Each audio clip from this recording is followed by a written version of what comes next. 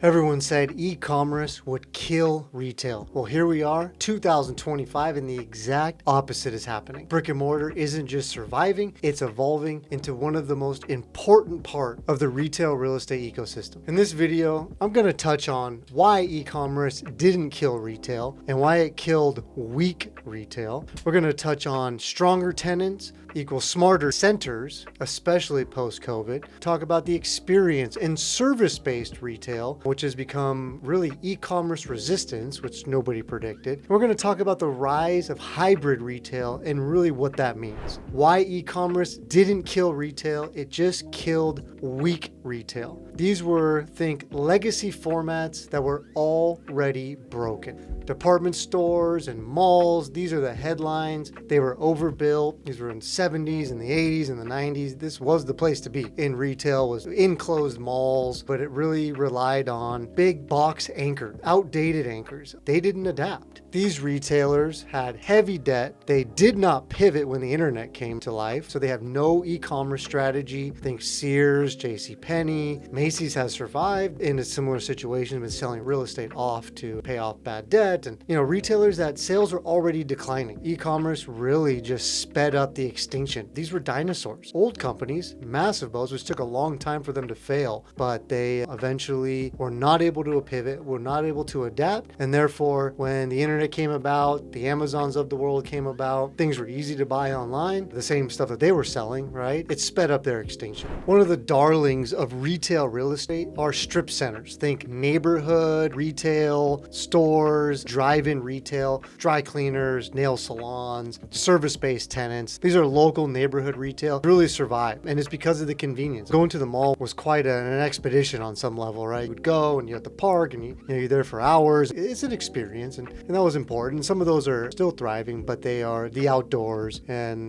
live music, lots of other gathering areas. We're thinking more neighborhood centers, grocery stores, restaurants, service-based tenants that you can't really buy stuff online, coffee, medical, veterinary clinics, things of that nature. It's interesting, the way to think about it was you don't need a Macy's when you've got a Starbucks or a dentist. However, you probably want Starbucks and a dentist if you've got a department store. An interesting way to think about it and why the retail strip centers have done so well. Another key point here, consumer behavior evolved. It didn't disappear. No one's sitting at their house all day pressing the button, although that's very convenient. Some stats out there, 75% of consumers will still shop in person at least once a week. It comes from ICSC. So what changed really is just the expectation, convenience, speed, and brand consistency across all channels. Stores didn't die. The bar just got higher. They need to evolve. They need to provide an experience. They need to really have a reason for people to come. Something that we're very adamant about is stronger tenants are really equaling smarter centers. And we're in a post-purge environment. Let's say COVID, e-commerce created it. Let's just say it cleaned the slate a little bit. It really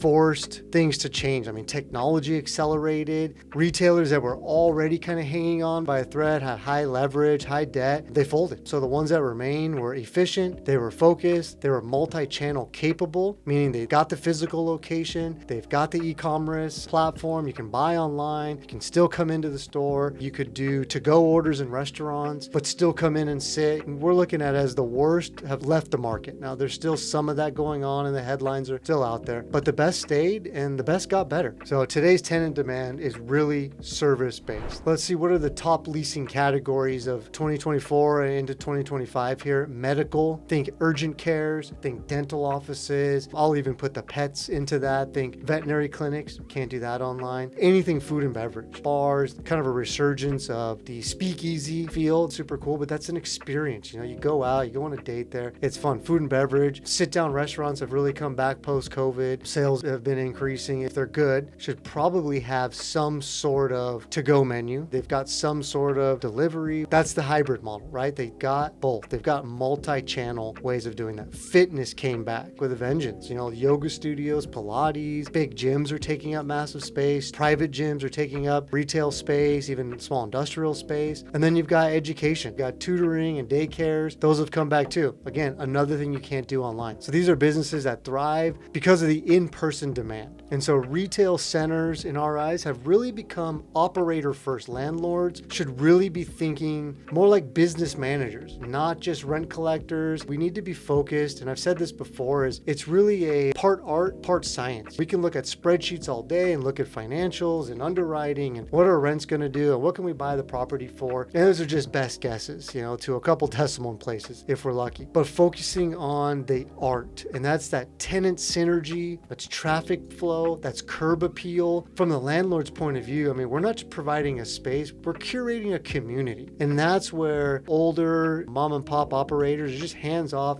shopping center landlords have started to kind of go to the wayside. You're seeing those centers die, and those are not the norm. That's not what we're seeing. In a nice renovated center, nicely laid out with a curated tenant mix, we're seeing a massive demand for space. If one tenant does go out, could have been a bad business operator or something, there's quite a handful in line to go. There's obviously new startups all the time. We're careful with that. We try to curate the center with a little bit of credit tenant. Let's call it 60-70% credit if we can. And then the rest of them, the local mom and pop operators that really invest heavily in their business. And there's an art to that. I can look at financials all day and spreadsheets, but to really take a step back, look at it, would this be a place that I would go? I would take the family there. We go to lunch there. We have meetings there. That's the art part. That's what makes retail kind of fun. Another section here is something that I think nobody would have predicted a decade ago. E-commerce brands opening physical locations. Wow, who would have thought that? Reasons behind this. The customer acquisition cost online has really doubled since, say, 2018. On Meta's platform, as Facebook, Instagram, on Google AdWords, and even the amount of money people put into the SEO on their websites, it's become super competitive. Email marketing, super competitive. I saw a stat one time, it was back to physical mail because your inbox is so cluttered, you're not getting real mail. People have kind of gone back into sending real mail, physical mail. So these are reasons why some of the e-commerce brands are opening physical locations, and returns are expensive. Loyalty is low. So pure e-commerce is a treadmill, brick and mortar is the stabilizer.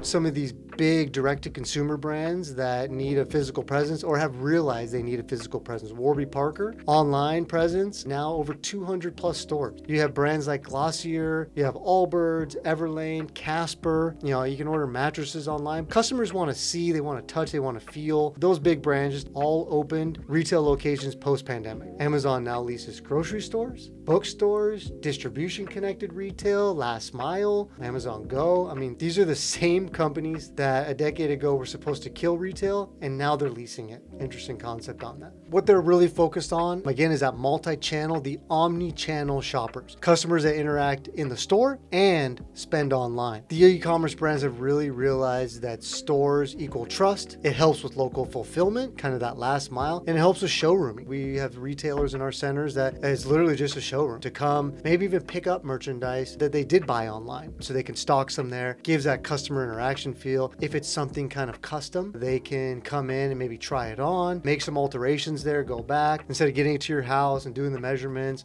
stuff like that. The storefront really, in our opinion, is no longer optional. It's just a strategic move into physical retail, and it really needs to happen to be omni-channel.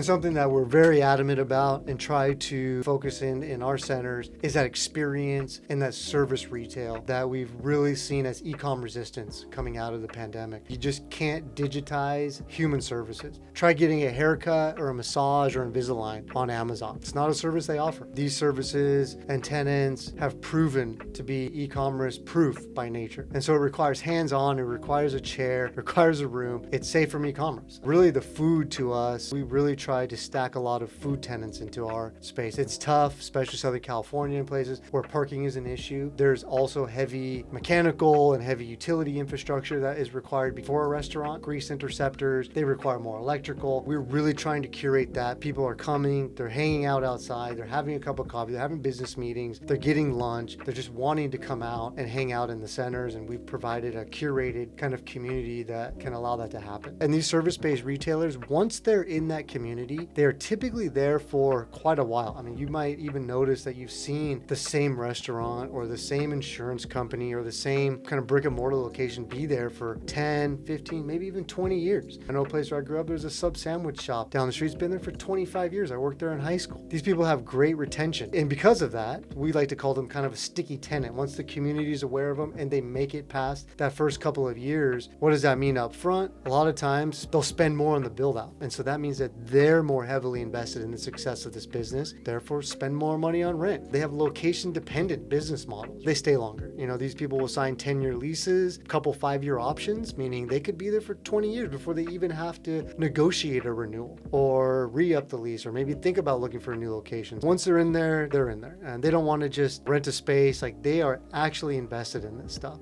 And this is where the demand that we see is exploding. ICSC reported 60 to 70% of new leasing activity is in strip centers and service-based. That's the space that we play in. 60 to 70% of all new leasing. Think about that. In strip centers, service-based tenants. These uses create traffic loops and they help all the co-tenancy. Now let's talk about that. A dentist drives traffic to the coffee shop. A gym helps the smoothie shop. It's just a synergy play. It makes sense, right? It's got a kind of a common sense feel to it, but really curating that perfect mix is the art part of commercial real estate. And not a lot of other sectors get to play around with that. The rise of hybrid retail. And we've touched on this a little bit with why the e-commerce brands have wanted to realize that they need as a strategy in the business plan to get physical locations, showrooms, faster returns. It's really kind of retail's new edge. Buy online, pick up in the store. Accounts for up to 20% of transactions for some of the big brands. Customers will browse online, but they want to return or they want to exchange in person. And so retail centers now, especially convenience, service-based centers, have really closed the loop on that customer experience for them. So the physical presence really enhances the performance of their online. Brands with local storefronts see lower rates of return and higher conversion. Think that customer service, that touch, that feel, customer service representative, someone to actually go talk to, maybe explain the brand a little bit better, not a chat bot online. In stores, they're definitely used for inventory overflow, micro fulfillment centers, local logistics, think that last mile where they could bulk items, especially in urban dense areas. So the store is really no longer just a store. It's a fulfillment hub. It's a billboard. It's a conversion tool. And so these smart centers are just being designed for that. We're really looking at the traffic flows and the in and out and the convenience, the head-on parking. Sounds cliche, but it takes some design. Some of these older centers were not thought out like that. And so these now include kind of designated pickup bays. I'm sure we've seen that. Digital signage, micro warehousing in the back units. That's more on the tenant improvement side, but they may lease larger spaces that they typically wouldn't. We hear a lot in the news about declining spaces, and that's true for some of the big brands. You know, some of the large format stores are actually decreasing their footprint. But think of some of these smaller stores that are actually looking to go from 1,500 square feet to say 2,500 or 2,000. And it's because they've got kind of a mini warehouse in the back. We're on the front lines of it. We're seeing it. And so these good centers aren't competing with e-commerce. Well, we're just enabling. I think the consensus here is e-commerce did not end physical retail, but it did force it to get better and it did force it to change. Today's best retail centers are leaner, smarter, and they're more essential than ever. They are the necessities of the community. And investors who understand this shift are getting ahead of the curve, buying centers that are built or designing centers that are built for the new retail economy. And that's literally what we do here at West Hive is look for areas to improve neighborhood retail, revitalizing neighborhood retail, revitalizing these old strip centers, curating the tenant mix, making it a place people want to go and spend time, make it for retailers that know their demographic, want to be there, want to commit long-term and want to invest in the center. You know, kind of a real estate meetup, have a little more buzz behind it, a little more capital chasing it, but it still is complicated. In my opinion is I feel it's that art piece. Hey, if you found this helpful, subscribe for more. We're going to be doing a lot more deep dives into retail real estate specifics, how to find good deals, the importance of it, how to underwrite these deals. And if you've got any ideas or other topics you'd like to see us tackle, let us know. Thank you.